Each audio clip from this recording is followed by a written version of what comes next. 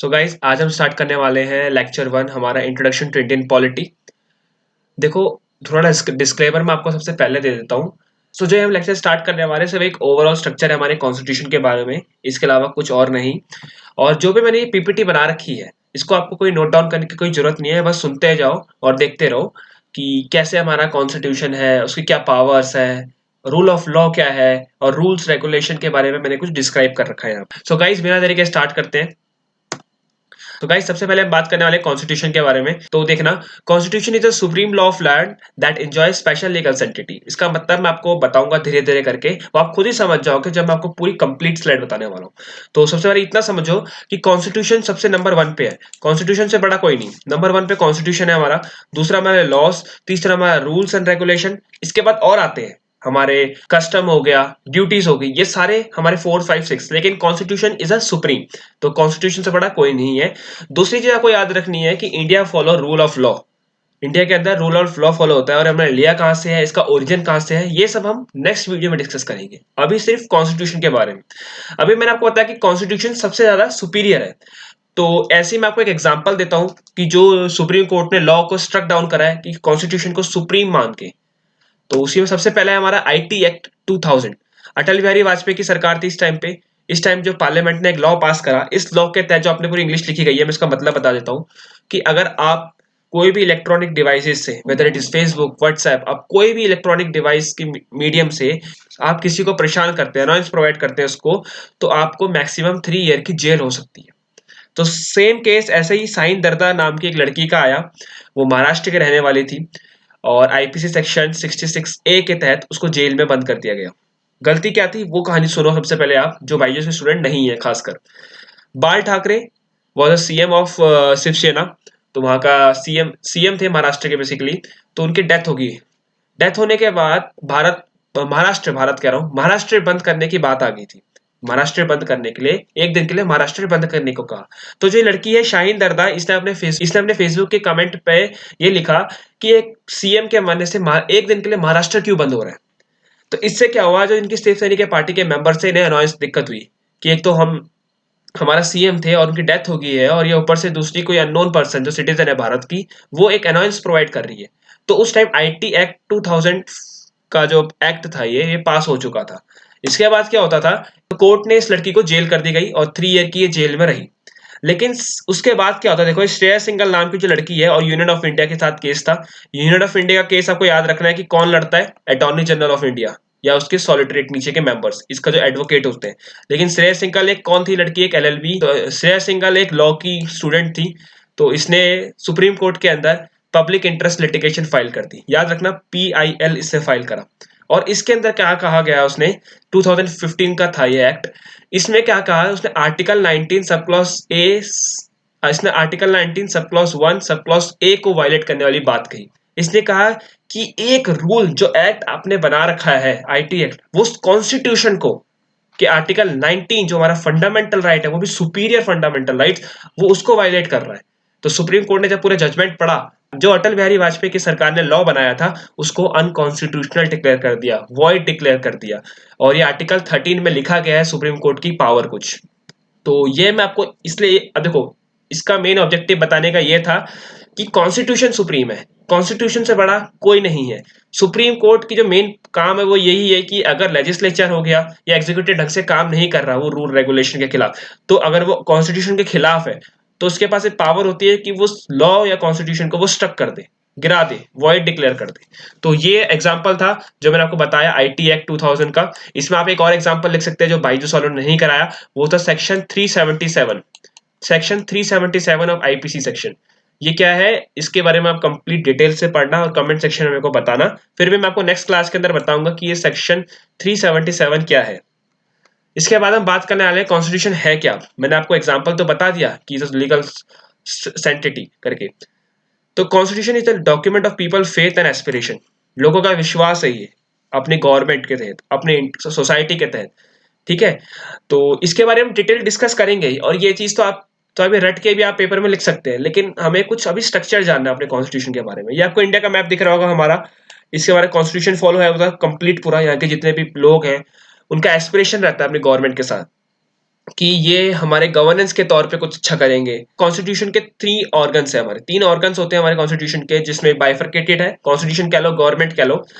Number 1 हमारा legislature है, second executive and third judiciary. आप जिस चीज की प्रिपरेशन कर रहे हैं, you are preparing for executive, ठीक है, कार्यपालिका इसे बोला जाता है हिंदी में। तो लेजिस्लेचर का जो मेन फंक्शन है, मैं आपको पहले वो बता देता हूं। इसका मेन फंक्शन है लॉ बनाना। इसका मेन फंक्शन होता है जो भी आपके लॉज है वो क्रिएट करना। एग्जीक्यूटिव का काम होता है उस लॉ को इंप्लीमेंट करना, लोगों के बीच में अवेयरनेस पहुंचाना। तो ये एक इंपॉर्टेंट काम होता है एग्जीक्यूटिव का, जो रोल प्ले किया जाता है। लॉ तो बन जाएंगे, लेकिन उसको, अब ये पूरा आपको इंडिया के मैप दिख रहा है यहाँ पे, उसको इंप्लीमेंट भी तो कराना है। थर्ड चीज जुडिशरी।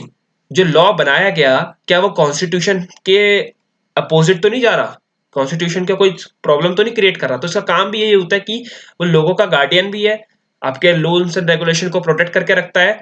और दूसरी चीज कि ये चेक भी करता रहता है साइड बाय साइड कि जो लेजिस्लेचर लॉ बना रही है, क्या वो अनकॉन्स्टिट्यूशनल तो नहीं है। तो वो इसके हाथ में पावर होती है कि वो स्टक डाउन कर दे। अभी आपको मैंने बताया IT act 2000। Basically judiciary is a guardian of the Indian constitution, आपको बता चुका हूं मैं, गार्डियन है। कोई भी अपना भारत का सिटीजन या बाहर का फॉरेनर भी है, वो भी सुप्रीम कोर्ट के अंदर जाके केस कर सकता है। अब हम बात करने वाले टाइप ऑफ कॉन्स्टिट्यूशन के बारे में। इसमें सबसे पहले हमारा रिटन कॉन्स्टिट्यूशन, अनरिटन कॉन्स्टिट्यूशन, उसके बाद इनेक्टेड एंड इवोल्ड कॉन्स्टिट्यूशन, तीसरा यूनिटरी एंड फेडरल कॉन्स्टिट्यूशन।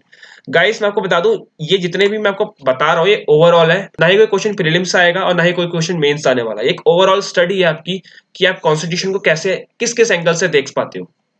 सबसे पहले बात करें टाइप ऑफ कॉन्स्टिट्यूशन में, रिटन कॉन्स्टिट्यूशन के बारे में, और दूसरा अनरिटन कॉन्स्टिट्यूशन। रिटन कॉन्स्टिट्यूशन वो कॉन्स्टिट्यूशन जो कि कोडिफाई है इन वेरियस पार्ट, लिखित भी है, रिटन में भी लिखे हैं, और एक प्रॉपर कोडिफाइड वेरियस फॉर्म में है। जैसे इंडिया का हो गया कॉन्स्टिट्यूशन, या यूनाइटेड स्टेट्स ऑफ अमेरिका का कॉन्स्टिट्यूशन हो गया, ये क्या है, रिटन कॉन्स्टिट्यूशन तो है जो हमने लिखे हैं, पर ये कोडिफाइड वे में भी है। मतलब एग्जाम्पल मैं आपको दे देता हूँ, जैसे पार्ट इंडिया का अगर देखा जाए, तो इंडिया का जो कॉन्स्टिट्यूशन है उसमें जो पार्ट 1 ऑफ हमारे टोटल कितने पार्ट है अभी, 25 पार्ट्स, जिसमें से पार्ट 1 में यूनियन एंड टेरिटरी के बारे में एक्सप्लेन करा गया है, लिखित भी है और कोडिफाई भी कर रखा है। पार्ट 2 में क्या है हमारा, सिटीजनशिप। पार्ट 3 में क्या है हमारा, फंडामेंटल राइट्स। ठीक है, तो ये हमारा यूएसए हो गया और ये हमारा इंडिया का हो गया। ठीक है, ऐसे ही यूएसए के अंदर भी हमारा कुछ टोटल पार्ट्स हैं। अब हम बात करेंगे अनरिटन कॉन्स्टिट्यूशन के बारे में। अनरिटन कॉन्स्टिट्यूशन में देखना, सबसे पहले रिटन कॉन्स्टिट्यूशन तो है उनका भी, लिखा हुआ है, यूनियन टेरिटरी हमारी ये है, हमारा ऐसा ऐसा कुछ स्ट्रक्चर है, लेकिन वो कोडिफाई नहीं है। It is not Codify in the various part, वो कोडिफाई कर ही नहीं रखा है उन्होंने। ठीक है, जैसे यूके हो गया, न्यूजीलैंड हो गया, इन्होंने कोडिफाई करके नहीं रख रखा है। प्रॉपर जो होता है ना लिस्ट होती है, उसमें लिखा नहीं है उन्होंने प्रॉपर में। हर पार्ट अलग अलग है इनके, पर कोडिफाई वे में नहीं है। सेकंड हम बात करने वाले हैं इनेक्टेड कॉन्स्टिट्यूशन और इवोल्ड कॉन्स्टिट्यूशन के बारे में। इनेक्टेड कॉन्स्टिट्यूशन का मतलब क्या होता है, जहां पे आपकी एक सिंगल बॉडी, आप समझो, suppose you are living in Punjab, आप पंजाब में रह रहे हैं, पंजाब के अंदर सारे लोग इकट्ठा होते हैं और अपना एक अलग से कॉन्स्टिट्यूशन बनाते हैं। ठीक ऐसे ही अगर इंडिया यूनाइट होके एक कंप्लीट एक सिंगल बॉडी को एक टास्क किया जाता है कॉन्स्टिट्यूशन बनाने के लिए, उसको एक इनेक्टेड कॉन्स्टिट्यूशन कहते हैं। एग्जाम्पल इंडिया, 9 दिसंबर 1946 को भी हमने क्या करा था, इसका आपको याद रखना है, कोई हिस्ट्री पॉइंट ऑफ व्यू से भी इंपॉर्टेंट है, आपको बताऊंगा अब बाद में। 26 नवंबर 1949 को क्या हुआ था, सबको पता है, कॉन्स्टिट्यूशन हमारा अडॉप्ट किया किया गया था, और 26 जनवरी 1950 को ये फोर्स में आया था। आपको 26 को ही क्यों आया, इसका रीजन भी आपको पता होना चाहिए। अभी मैं आपको ओवरव्यू दे रहा हूँ, सारा डिटेल में आपको पढ़ाऊंगा नेक्स्ट स्लाइड में। और दूसरा चीज, जहां भी इनेक्टेड कॉन्स्टिट्यूशन होते हैं ना, जहां के सब लोगों ने इकट्ठे कॉन्स्टिट्यूशन क्रिएट करा है, अब जब वो क्रिएट हो चुका है ना, तो अब ये सिटीजन की उतनी वैल्यू नहीं है जितनी ये कॉन्स्टिट्यूशन की वैल्यू है, क्योंकि ये सिटीजन ने ही एक कॉन्स्टिट्यूशन बना रखा है अपने आप में। तो अब क्या हो चुका है, यहाँ पे कॉन्स्टिट्यूशन सुप्रीम है। इनेक्टेड कॉन्स्टिट्यूशन के अंदर संविधान जो है उसकी दरिया, उसकी जो वैल्यू है वो सबसे ऊपर है।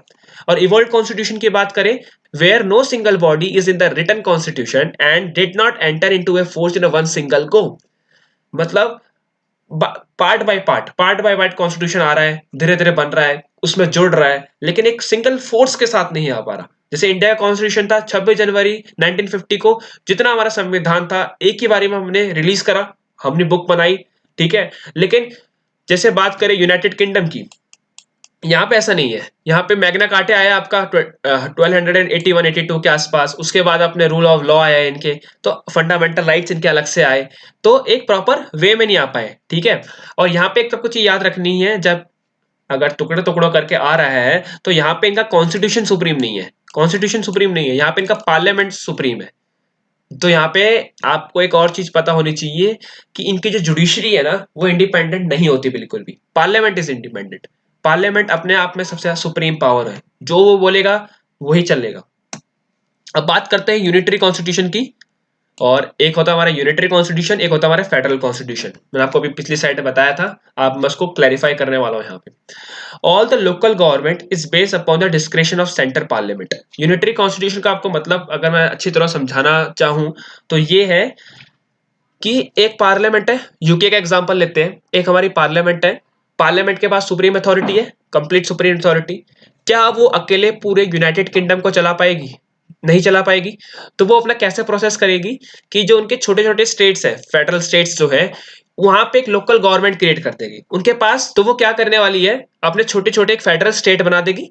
फेडरल स्टेट बनाने के बाद उसका मेन काम क्या रहेगा, उनसे काम करवाएगी और उनके पास कोई पावर नहीं होगी।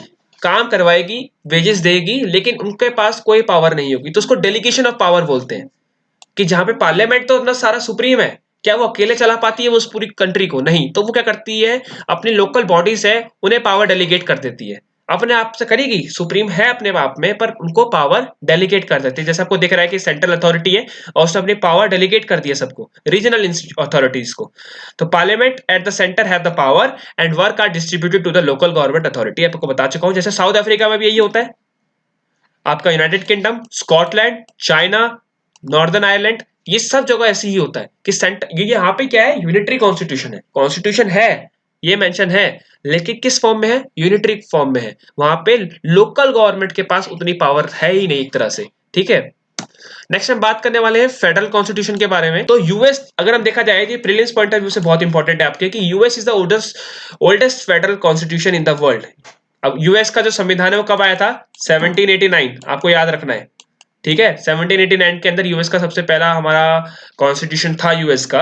तो उसका जो फेडरल, उसने फेडरल स्ट्रक्चर अपनाया। उसने यूके को नहीं देखा कि वहां यूनिटरी एक ही के पास सारी पावर है, पार्लियामेंट के साथ सारी पावर है, और वो बाद में यूनाइट कर रही है अपनी पावर, मतलब डेलिब्रेट कर रही है। लेकिन इन्होंने क्या करा कि इन्होंने कंप्लीट, आपको अगर कॉन्स्टिट्यूशन का फेडरल स्ट्रक्चर देखना है वो यूएसए के अंदर है। इसमें क्या होता है देखो, जैसे कि आपको यहाँ देख रहा होगा, ये यूएसए है और इसमें कई सारे छोटे छोटे इनके स्टेट्स हो गए, फेडरल स्टेट्स हो गए। तो यहाँ पे इन सबकी अपनी अपनी अलग अलग पावर है। हर किसी के पास अपनी अलग पावर है। सेंटर पावर अलग होती है जो सेंट्रल लिस्ट में आएगी, और स्टेट लिस्ट की पावर अपनी अलग से है। दोनों के बीच में कोई इंटरेक्शन नहीं होने वाला, ऐसा कि लड़ाई झगड़े डिस्प्यूट नहीं होने वाला। फेडरल कॉन्स्टिट्यूशन तो है, लेकिन फेडरल कॉन्स्टिट्यूशन के अगर ये 5 क्राइटेरिया पूरे हो रहे हैं तभी वो फेडरल कहलाएगा, अदरवाइज वो फेडरल नहीं कहलाने वाला। वो जो कोई भी कंट्री हो, अगर उसमें 5 में से 4 अगर हो रहे हैं, एक नहीं हो रहा, तो वो फेडरल नहीं है। ये 5 के 5 पूरे कंप्लीट होना चाहिए। पहला क्या, वहां पे ड्यूअल गवर्नमेंट होनी चाहिए, 2 गवर्नमेंट होनी चाहिए, state government and centre government, 2 government. दूसरी चीज, वहां पे स्टेट सेंटर तो आपने कर दिया, उसके बाद उन सबको अपनी अलग अलग पावर देनी चाहिए, डिस्ट्रीब्यूशन ऑफ पावर होनी चाहिए। स्टेट के पास, तेरे पास तेरी अलग लिस्ट है, स्टेट लिस्ट, तो अपने स्टेट के हिसाब से चल, मैं सेंटर के हिसाब से चलूंगा। थर्ड चीज, उनका कॉन्स्टिट्यूशन रिटन कॉन्स्टिट्यूशन होना चाहिए, लिखित कॉन्स्टिट्यूशन, कि जिसमें वो बाद में रिलायबल भी कर पाए कि हाँ इसमें ये लिखा है, इसमें ये स्टेट लिस्ट मेंशन थी, इसमें सेंटर लिस्ट मेंशन थी। तो रिटन कॉन्स्टिट्यूशन होना चाहिए।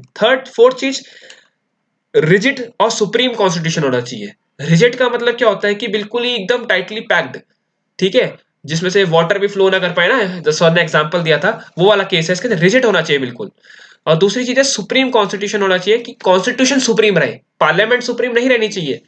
लोगों ने कॉन्स्टिट्यूशन बनाया ना, और एट द एंड आप पार्लियामेंट को बोल रहे हो कि वो सुप्रीम रहे, कॉन्स्टिट्यूशन इसके अंदर सुप्रीम रहना चाहिए। और फिफ्थ पार्ट जो बहुत इंपॉर्टेंट है वो है इंडिपेंडेंस ऑफ जुडिशरी।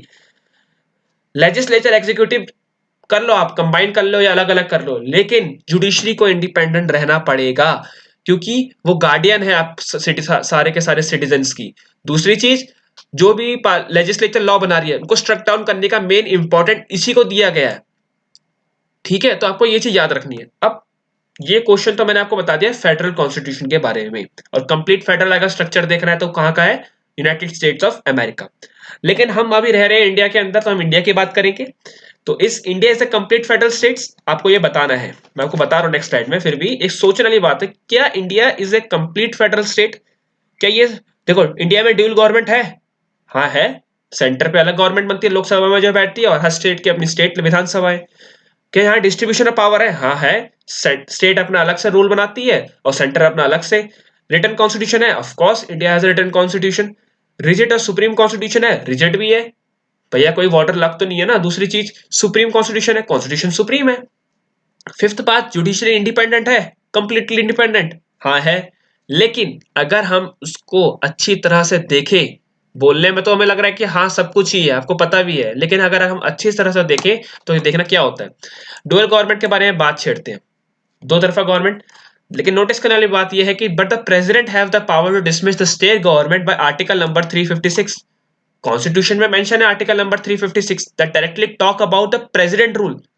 राष्ट्रपति शासन अगर कोई स्टेट में लग जाता है तो वहां की जो सरकार है वो तो डिसॉल्व हो जाती है, वहां की विधानसभा डिसॉल्व। इसका मतलब क्या हुआ, सेंटर ने स्टेट को डुअल गवर्नमेंट कहाँ रह किया, वहां वहां पे एक यूनिटरी गवर्नमेंट आ गई।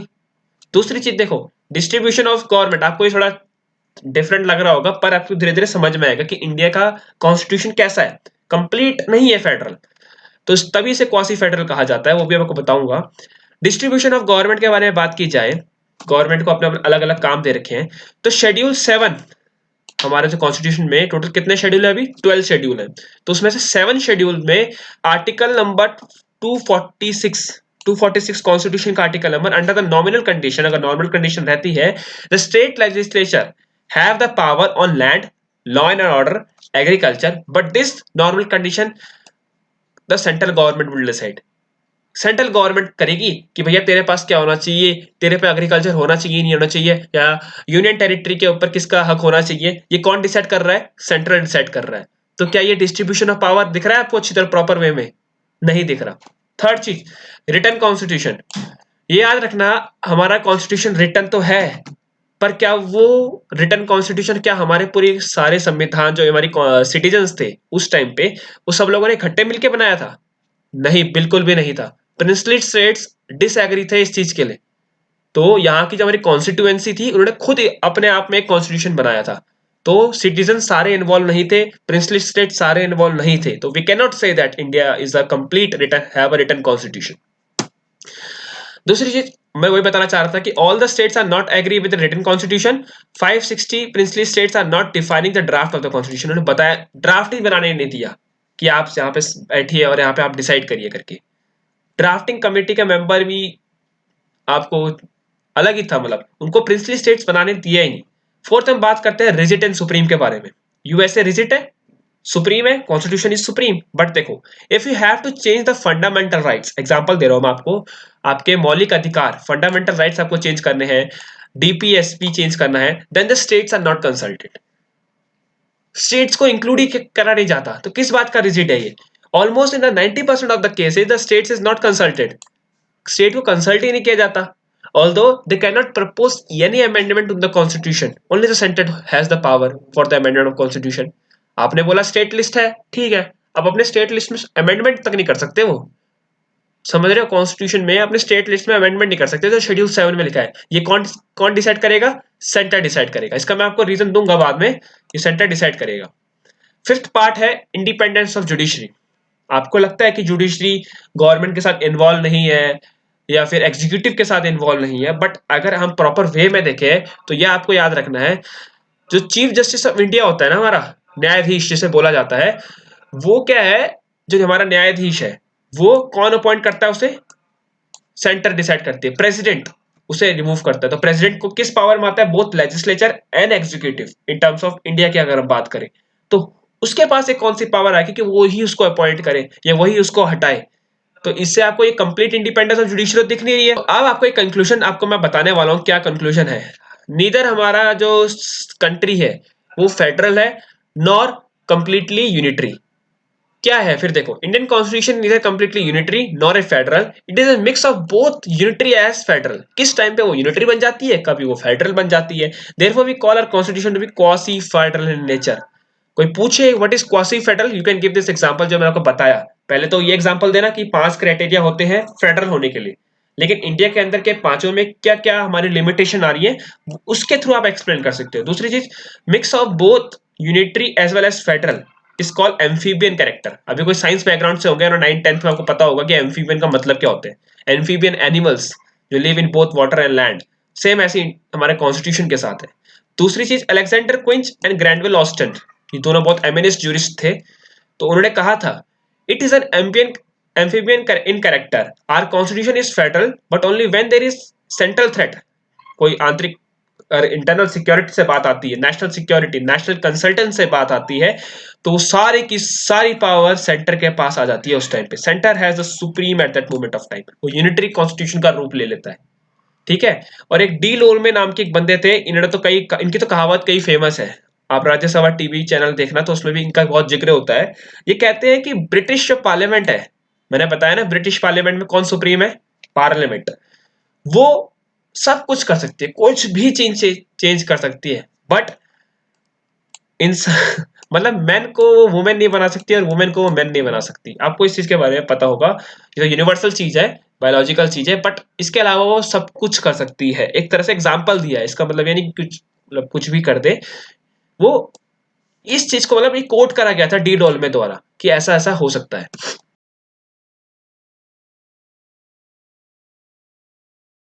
आई होप आपको ये वीडियो अच्छी लगी होगी। अगर वीडियो अच्छी लगी हो तो गाइस वीडियो को लाइक करो, शेयर करो और चैनल को सब्सक्राइब करना।